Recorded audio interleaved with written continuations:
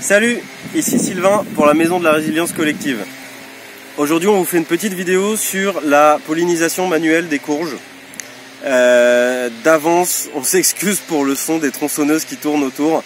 On est obligé de faire la vidéo aujourd'hui, on n'a pas le temps autrement et là on a des voisins qui ont décidé de couper tous les arbres du monde.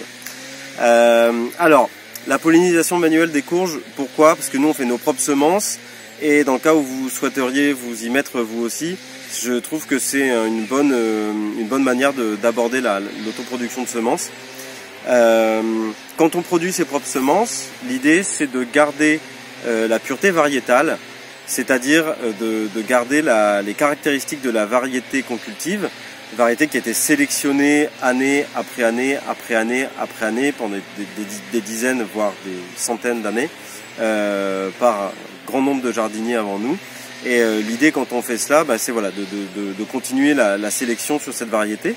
Évidemment la génétique évolue, on peut sélectionner notre génétique sur des critères qu'on choisit, par exemple la capacité de garde d'un légume, la précocité de mise à fruit, le goût dans certains cas, on peut sélectionner là-dessus, la résistance aux maladies, etc. etc. Dans le cas de la courge, ce qui est important à comprendre, c'est que les courges que l'on cultive en général et que l'on consomme, alors il y a une grande diversité de familles de cucurbitacées, les courges, mais il y en a principalement 3 de ces familles que l'on consomme. La Cucurbita pepo, dont fait partie par exemple la courgette, la Cucurbita maxima, dont fait partie par exemple le potimarron, et la Cucurbita moscata, dont fait partie par exemple la courge butternut. Ces variétés entre elles, donc une courgette et une butternut, ne vont pas s'entre-polliniser.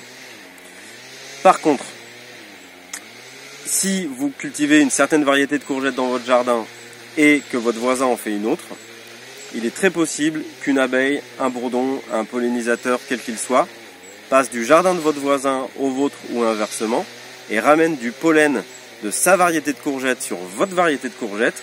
Et si vous laissez les choses se faire naturellement, vous n'allez pas garder la pureté de votre variété.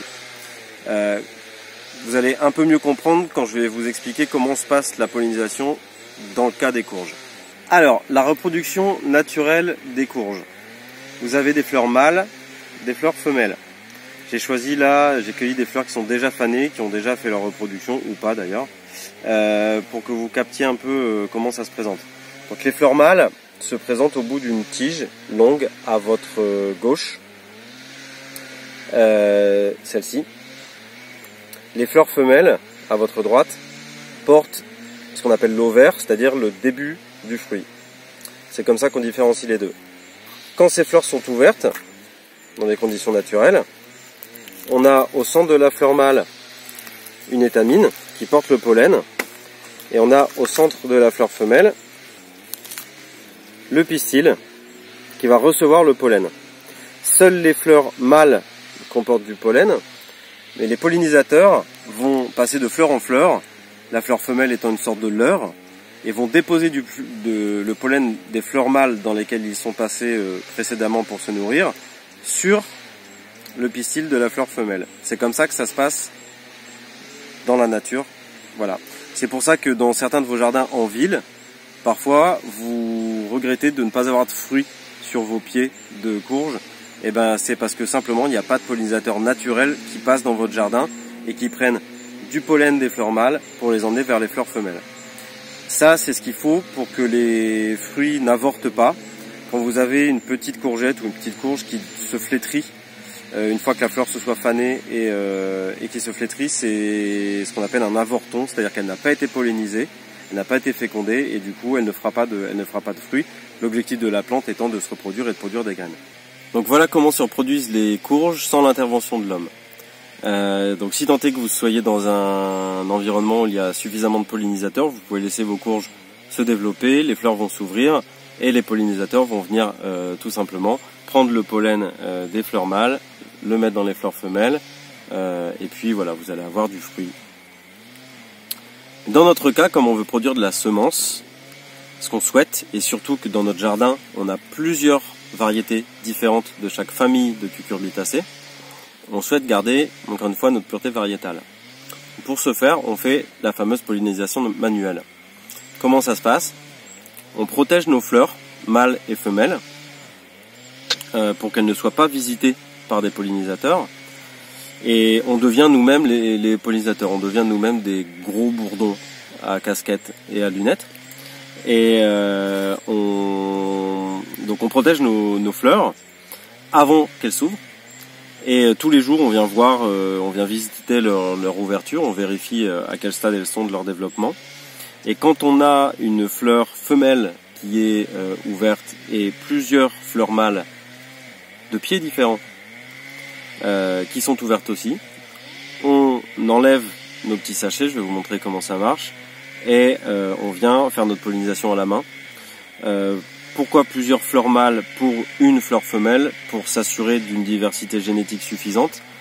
C'est la même raison pour laquelle on prend des fleurs mâles qui viennent d'autres pieds que la fleur femelle sur laquelle on va ramener le pollen de ces fleurs mâles.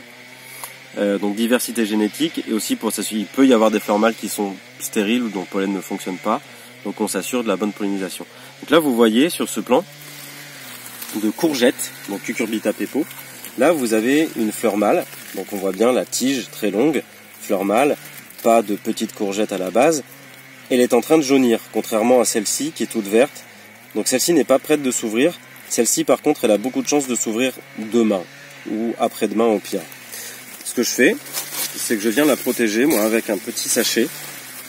Alors, les petits sachets, je sais qu'ils sont en matière à base de pétrole. Pour l'instant, je n'ai pas trouvé mieux. Avec les camarades de la Maison de la Résilience Collective, on travaille à produire des petits sachets dans des matériaux naturels, biodégradables, qui ne polluent pas. Mais pour l'instant, on est un peu obligé de bosser comme ça. Donc cette fleur est protégée. Une fois qu'elle va s'ouvrir, elle ne sera donc pas visitée par un bourdon. Le pollen n'aura donc pas été pollué, entre guillemets, par un bourdon qui viendrait de chez mon voisin, qui cultive une autre variété de courgettes, vachement moins bien que celle que je fais moi.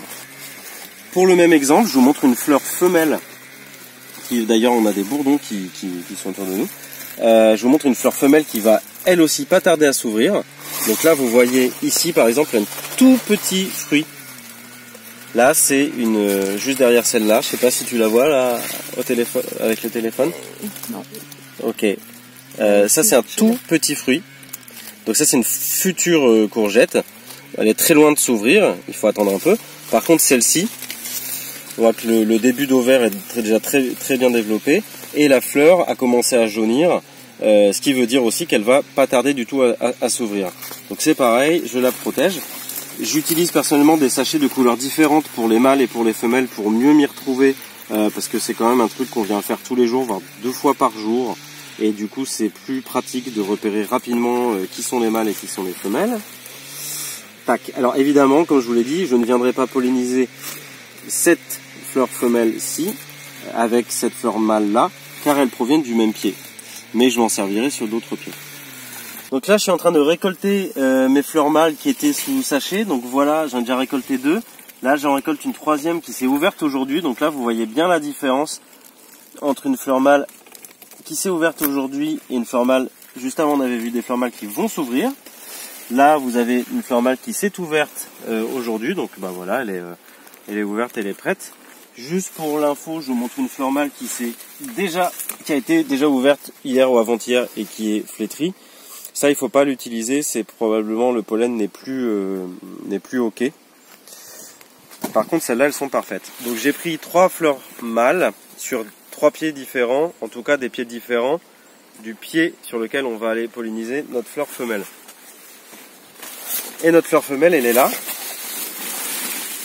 toujours protégée elle aussi. Donc, je vous montre les gestes.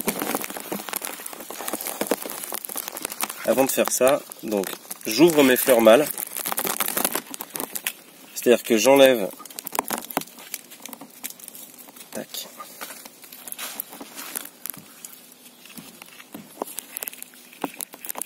en plus les tronçonneuses sont stoppées, c'est magnifique. J'enlève les pétales. Alors il faut faire gaffe aux bourdons parce qu'ils peuvent intervenir pendant votre propre intervention. C'est assez fréquent. Donc Si jamais un bourdon se pointe, et ben tant pis, il vous a grillé. Et puis vous n'aurez plus qu'à recommencer sur notre fleur. Donc voilà, cette fleur femelle là, elle s'est ouverte aujourd'hui. Donc ce que je fais, c'est que je viens très doucement l'écarter et je vais frotter les étamines des fleurs mâles contre le pistil de la fleur femelle. Je sais pas si tu vois quelque chose. Voilà, donc je mets bien tout le pollen que je peux. Je fais mes 3 fleurs. Alors il est important de ne pas abîmer la fleur femelle parce qu'elle a besoin de se refermer naturellement pour que la reproduction se passe bien. Donc on essaie de la triturer le moins possible au niveau des pétales. Donc je dis minimum 3 fleurs mâles, si vous pouvez faire plus, c'est bien aussi. Encore une fois, l'objectif c'est de garder de la diversité génétique. Donc voilà, ça c'est fait. Et ensuite, là, si je la laissais comme ça, je pourrais très bien avoir des bourdons qui viennent me mélanger avec les courgettes dégueu de mon voisin. Donc, je fais très attention avec ma fleur, le plus possible. Et je la reprotège, juste la fleur. Tac. Elle va se refermer naturellement. Elle va flétrir, puis elle va tomber. Et ce que vous pouvez faire, ce qu'il faut faire dès cette étape-là, c'est venir accrocher un petit lien, alors assez large, pour pas que ça l'étouffe quand elle va grossir. Un petit lien, on va vous montrer l'exemple tout de suite, autour de la fleur que vous venez de polliniser manuellement. Donc, vous êtes sûr que la variété, c'est la bonne, elle a été pollinisée avec d'autres sujets de la même variété. Vous allez venir, donc cette courgette-là, évidemment, vous n'allez pas la manger, vous allez la laisser venir à maturité, donc elle va devenir très grosse. Et vous mettez un petit lien à la base de la courgette, parce que, évidemment, le sachet, vous allez l'enlever au moment où la fleur va faner, va tomber. Vous allez mettre un petit lien à sa base, au niveau du pédoncule, pour la repérer, et pour ne pas la couper. Vous couperez les autres et vous mangerez les autres. Voilà, donc pour vous montrer l'exemple, ça c'est une courgette qui a été pollinisée il y a à peine quelques jours, donc moi je suis toujours complètement, enfin ça me rend fou de voir à quel point une plante peut produire autant de cellules aussi vite. Donc voilà, on la laisse pousser, elle devient énorme, et voilà le petit lien dont je parlais, donc qui est assez lâche, on lui laisse de l'espace, mais ça c'est ce qui va nous permettre de repérer, la courge qui a été pollinisée manuellement, et du coup de ne pas la couper pour la manger, et surtout de la protéger jusqu'au bout de la récolte. Par exemple, si on descend vers le bout de la courgette, on voit que comme là je cultive sur bâche, il y a une flaque. Et cette petite flaque d'eau, c'est pas bien du tout pour le développement de la courgette, elle pourrait éventuellement pourrir. Donc je vais venir mettre là-dessous un morceau de tuile ou un caillou, enfin quelque chose qui va faire que la courgette va pas être en contact direct avec l'eau. Et vous voyez au bout aussi la fleur, qui est donc complètement fanée, qui se détache. Et voilà, là on a une courgette qui a été pollinisée manuellement. On la laisse aller au bout de sa croissance, elle va devenir absolument énorme. Et là je vais vous expliquer les étapes qu'il faut suivre par la suite. Alors voilà, youpi la fête, on a pollinisé nos courges, et alors qu'est-ce qui se passe maintenant?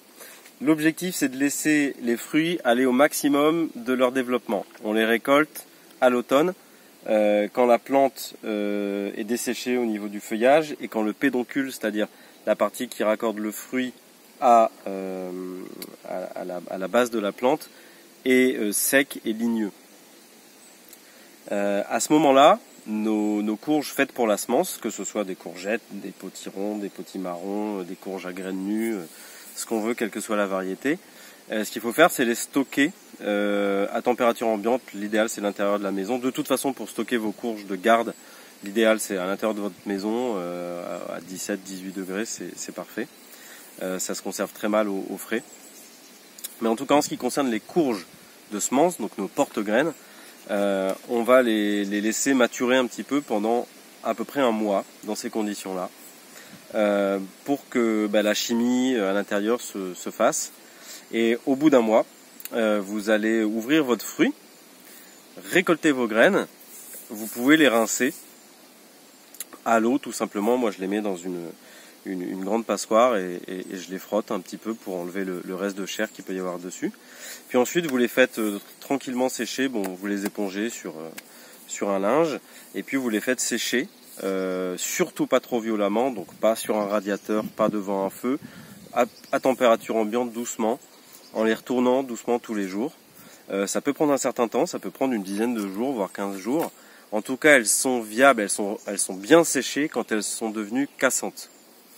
Et à ce moment-là, vous stockez vos semences à l'abri de la lumière, à l'abri de la chaleur et à l'abri de l'humidité, et vous pouvez les ressemer l'année suivante.